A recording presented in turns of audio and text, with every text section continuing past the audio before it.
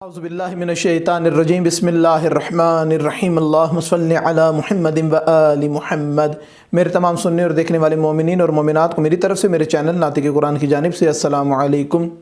تربت حضرت امام حسین علیہ السلام کی مٹی جسے خاک شفا کہا جاتا ہے، اس کے متعلق معصوم علیہ السلام کی بہت زیادہ روایات ملتی ہیں، جس میں معصوم فرماتے ہیں کہ اس کے اندر موت کے علاوہ ہر مرض کا علاج ہے، اس میں بندے کے لیے شفا ہے۔ اس خاک کی تسبیح کا پڑھنا، اس پہ تسبیح کرنا، ورد کرنا انسان کے لیے فائدہ مند ہے۔ خاک شفا کی بنی ہوئی سجدگاہ پر تربت حضرت امام حسین علیہ السلام کی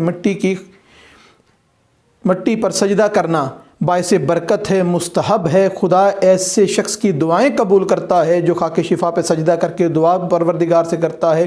خدا ایسے شخص کو شفا عطا کرتا ہے جو خاک شفا کو بطور شفا استعمال کرتا ہے۔ معصوم فرماتے ہیں کہ ایک مرتبہ حضرت امام جعفر صادق علیہ السلام کی بارگاہ میں ایک شخص آیا اور کہنے لگا کہ ایک شخص تربت مولا امام حسین علیہ السلام سے خاک لیتا ہے، اس کو شفا ملتی ہے، دوسرا شخص خاک لیتا ہے، اس کو شفا نہیں ملتی۔ تو معصوم فرماتے ہیں کہ ممکن ہی نہیں ہے کہ تربت حضرت امام حسین علیہ السلام سے جو خاک اٹھائی جائے اس کو شفا نہ ملتی ہو، وہ کام نہ کرتی ہو۔ یہ صرف تیرے عقیدے کی خرابی ہے، تیرے یقین کی کمی ہے جو اس شخص کو اس سے شفا نہیں ملتی۔ یہ تو وہ خاک ہے جس کے بارے میں حوران جنت خواہش کرتی ہیں کہ جب بھی کوئی ملک مقرب کربلا کی زمین پر جاتا ہے تو اس سے یہ کہتی ہیں کہ تحفے کے طور پر ہمارے لیے زمین پر جب بھی جاؤ، کربلا جب بھی جاؤ، خاک شفا ہمارے لیے وہاں سے تبرکن ضرور لے کر آؤ۔ اس میں بے انتہا فوائد ہیں، بے انتہا برکتیں ہیں، بے انتہا اس کے معجزات ہیں۔ خاک شفا کی تسبیح پڑھنا، معصوم فرماتے ہیں کہ خاک شفا کی تسبیح پر جو ایک مرتبہ استغفار کا ورد کرتا ہے، پروردگار اس ایک استغفار کے بدلے 70 استغفار کہنے کا ثواب اس کے نامہ اعمال میں درج فرماتا ہے۔ نیز معصوم فرماتے ہیں کہ جو شخص اس خاک کی تسبیح کو فقط ہاتھ میں رکھے اور تسبیح پڑھے نہ، ورد کرے نہ، یہ تسبیح صاحب تسبیح کے لیے استغفار خود کرتی رہتی ہے اور اس کے نامہ اعمال میں تسبیح کا ورد لکھا جاتا ہے۔ امام علی رضا علیہ السلام کے حوالے سے ایک روایت ملتی ہے کہ ایک شخص مولا امام علی رضا علیہ السلام کی طرف سے کسی بندے کی طرف کچھ ہدیہ، کوئی تحفہ لے کر گیا۔ وہ تحفہ جس نے وصول کیا، اس نے جب اس کو کھولا تو کیا دیکھتا ہے کہ اس کے اندر تحفے بھی ہیں اور ایک خاک بھی پڑی ہوئی ہے۔ تو اس نے لانے والے کو پوچھا کہ یہ کیا ہے؟ تو اس نے بتایا کہ مولا امام علی رضا علیہ السلام کا یہ طریقہ ہے کہ جب بھی کسی کو تحفہ بھیجتے ہیں تو ساتھ خاک کربلا حضرت امام حسین علیہ السلام کی تربت کی خاک تحفے میں ضرور بھیجتے ہیں۔ اس کے آداب ہیں، اس خاک کو رکھنے کے طریقہ کار ہیں۔ اس خاک کے ساتھ عقیدت رکھنے والے کو ہی شفا پروردگار عطا کرتا ہے۔ اس کو ڈھک کے رکھا جائے، اس کو ادب کے ساتھ رکھا جائے، ناپاک ہاتھوں اور ناپاک برتنوں سے اس کو محفوظ رکھا جائے اور بہترین طریقے سے آراستہ کر کے کسی جگہ پر اس کو رکھنا باعث شفا بنتا ہے۔ کسی نے پوچھا معصوم امام سے کہ مولا یہ شفا تو دیتی ہے، کیا اس کو پاس رکھنا خوف و خطر سے، ہلاکت سے، پریشانیوں سے بھی بچاتا ہے؟ تو معصوم فرماتے ہیں کہ بے شک اس خاک کربلا کو، تربت امام حسین علیہ السلام کی خاک کو اپنے پاس رکھنا باعث شفا بھی ہے اور تمام معاملات میں آسانیاں، خوف و خطر سے نجات اور سفر میں سہولت اور آسانی کے لیے معصوم کی روایت میں ملتا ہے کہ خاک شفا کو اپنے پاس بطور تحفہ، بطور تبرک اپنے پاس رکھا جائے۔ ایک غیر مسلم کسی مسلمان بادشاہ کے دربار میں گیا، تاریخ کی کتابوں میں یہ واقعہ درج ہے۔ وہ کرتا کیا تھا؟ اس نے بادشاہ کی زندگی کے حالات بتائے کہ بادشاہ تو کیا کیا کر چکا ہے، تو کیا کرے گا، تو کیا کرتا ہے، تیری عادتیں کیا ہیں۔ بادشاہ بڑا متاثر ہوا۔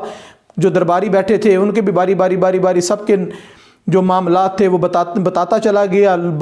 بات پھیلی، لوگوں نے آ کے اس سے حالات و واقعات پوچھنا شروع کر دیے۔ اب تمام لوگ دیکھ رہے تھے کہ ہم مسلمان بھی ہیں، ہم ایمان والے بھی ہیں، ہماری طاقت بھی ہے، ہماری شہرت بھی ہے، مگر ہمارے اندر یہ کمال نہیں جو اس میں ہے۔ تو نہ جانے اس کا مذہب کتنا حق والا ہے، یہ کتنا حق پرست ہے، یہ کتنا اپنے عقیدے میں درست ہے کہ ہم بھی اس کی طرف مائل ہو جائیں، ہمیں بھی پروردگار یہ والے کمالات عطا کر دے۔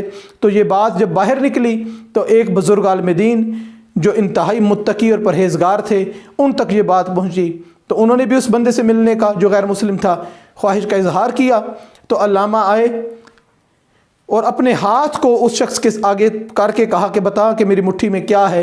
تو بادشاہ کہنے لگا کہ یہ تو جو اس کے سامنے نہیں ہے وہ بھی بتاتا ہے، آپ ہاتھ اس کے سامنے رکھ کے پوچھ رہے ہیں، یہ کیسا مذاق ہے؟ تو کہا کہ میرا یہی سوال ہے، مجھے بتا دے کہ میری مٹھی میں کیا ہے۔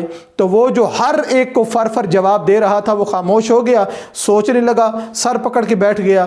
بادشاہ نے پوچھا کیا بات ہے، آپ کو پتہ نہیں لگا ان کے ہاتھ میں کیا ہے؟ کہنے لگا پتہ مجھے چل چکا ہے کہ ان کے ہاتھ میں کیا ہے، مگر کہاں سے ہے اور کیوں ہے یہ بات مجھے پریشان کیے ہوئے ہے۔ تو اس وقت عالم دین کو بادشاہ نے کہا کہ اب کیا کہتے ہو؟ کہا اپنے بندے سے کہو کہ بتائے کیا ہے۔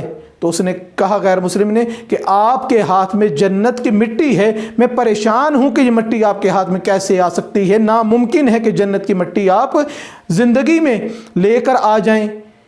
تو اس وقت بادشاہ حیران ہو گیا، درباری سارے حیران ہو گئے کہ اے بزرگ عالم دین آپ کے پاس یہ مٹی کہاں سے آ گئی؟ تو اس وقت انہوں نے فرمایا کہ یہ مٹی میں نے تربت حضرت امام حسین علیہ السلام سے اٹھائی ہے۔ اور وہ جو غیر مسلم عالم آیا ہوا تھا انتہائی متاثر ہو کے پوچھنے لگا کہ یہ کس کی تربت کی مٹی ہے؟ کہا کہ یہ ہمارے نبی حضرت محمد مصطفیٰ صلی اللہ علیہ وسلم کے نواسے کی تربت کی مٹی ہے۔ کہا اتنا کمال ہے نواسے کی تربت کا، نواسہ کتنا با کمال ہوگا اور وہ نبی کتنا با کمال ہوگا جس کے نواسے میں پروردگار نے یہ شان، یہ عزت، یہ رتبہ عطا کیا ہے کہ اس کی خاک کو خاک جنت بنا دیا ہے۔ تو مجھ کو بھی فوراً اسی محمد مصطفیٰ صلی اللہ علیہ وسلم کا کلمہ پڑھاؤ، اور وہ کلمہ پڑھ کے مسلمان ہو گیا۔ اور اس خاک کے بارے میں جو لوگ بیچتے ہیں، معصوم فرماتے ہیں کہ اس کو بیچنا نہیں چاہیے، اس کی خرید و فروخت نہیں کرنی چاہیے، یہ تحفے میں دو، یہ ہدیے میں دو۔ ہاں اگر کوئی لینے والا اپنی خوشی سے آپ کو حق زحمت دے دے کہ آپ میرے لیے لے کر آئے ہیں، آپ نے تگودو کی ہے، آپ نے سفر کیا ہے، اس میں کوئی حرج نہیں ہے، مگر اس کو بیچنا انتہائی غیر مناسب ہے۔ یہاں تک روایات میں ملتا ہے کہ جو اس کو کاروبار بنا لے، اس خاک کے شفا کی تسبیح کو اس کو بیچنا شروع کر دے، وہ ایسے ہی ہے کہ اس نے حضرت امام حسین علیہ السلام کے گوشت اور ہڈی کی خرید و فروخت شروع کر دی ہے۔ پروردگار سے دعا ہے کہ پروردگار ہمیں محمد اور آل محمد علیہ السلام کے ساتھ متمسک رہنے کی توفیق عطا فرمائے، اور صحیح معنوں میں خاک شفا کی اہمیت کو سمجھنے اور آل محمد علیہ السلام کی فرامین پر عمل کرنے کی توفیق عطا فرمائے۔ وما علینا الا البلاغ المبین۔